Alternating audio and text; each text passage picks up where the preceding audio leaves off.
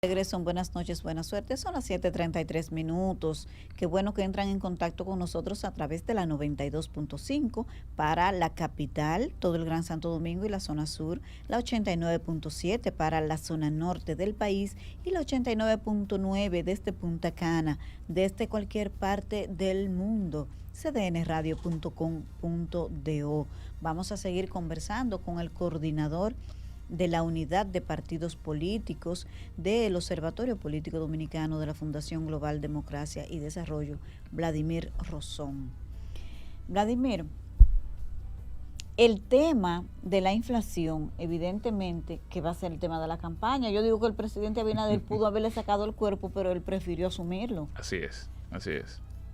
¿Tú cómo lo ves? Que ese tema el gobierno lo pueda regentear con éxito desde el punto de vista de la narrativa política. Sí, yo pienso que ahí, y coincido contigo en lo que tú decías inicialmente, eso es una batalla perdida antes de comenzarla, porque lo que pasa con esto es lo siguiente. Primero, la inflación... Vladimir, yo no quisiera que piensen que lo que tú estás diciendo lo dices porque tú trabajas en Funglode.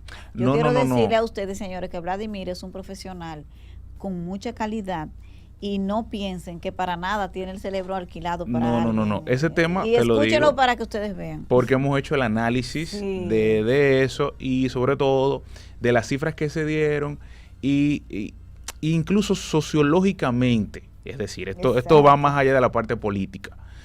¿Y por qué te digo esto? Primero, porque el concepto de inflación, lo primero es que el ciudadano de a pie no lo entiende.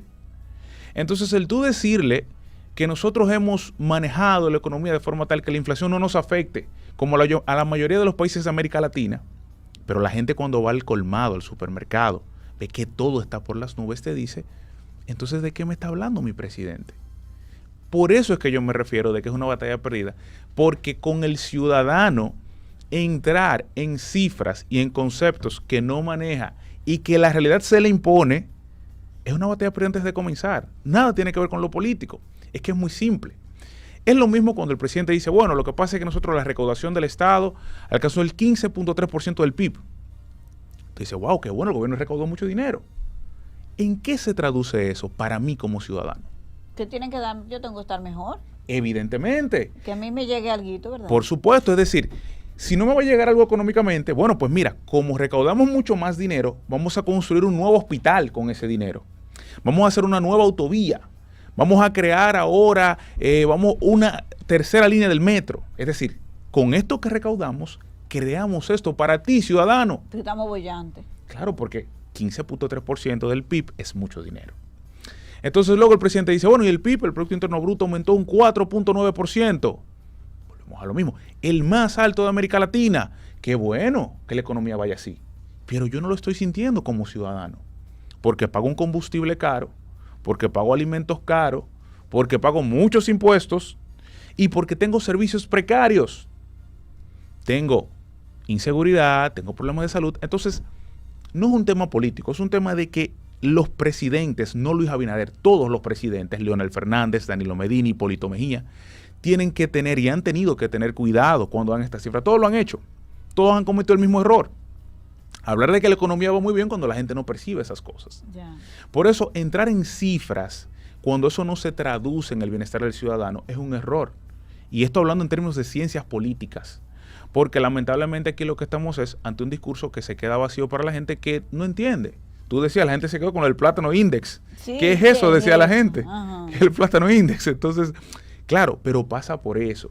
Porque tú conceptualmente y en términos de cifras, no puedes ir a decirle a la gente, yo he hecho, si eso no se traduce en tu realidad. Políticamente, ¿qué busca el presidente Luis Abinader al retroceder 11, 12 años para llegar al 2011 y comparar las cifras del 2011 con las de ahora, cuando lo que le correspondería sería lo que él recibió en función de lo que recibió?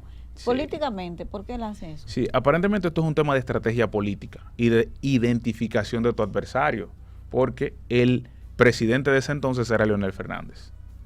Entonces, aparentemente lo que hace el presidente Abinader es, bueno, visualizo que este va a ser mi principal contrincante y contra este entonces yo construyo mi discurso.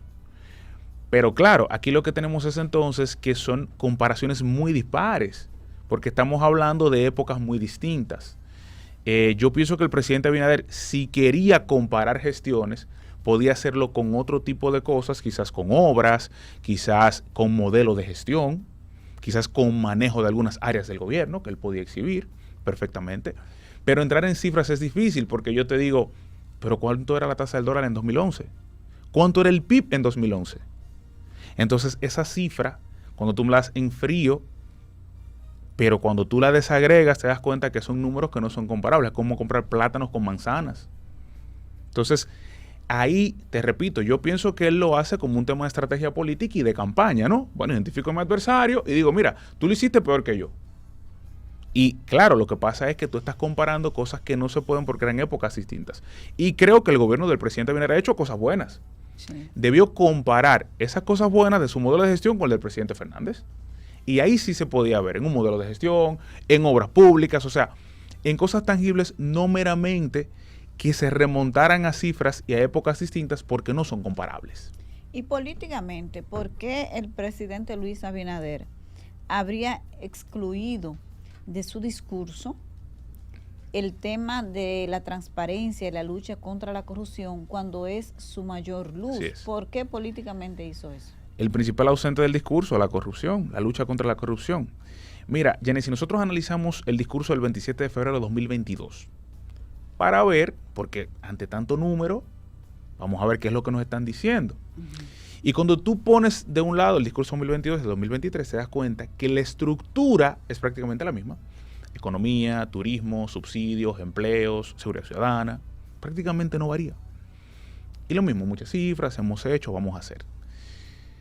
Pero en ese 2022 la corrupción tenía una cápita importante, encabezada por el tema del Ministerio Público Independiente.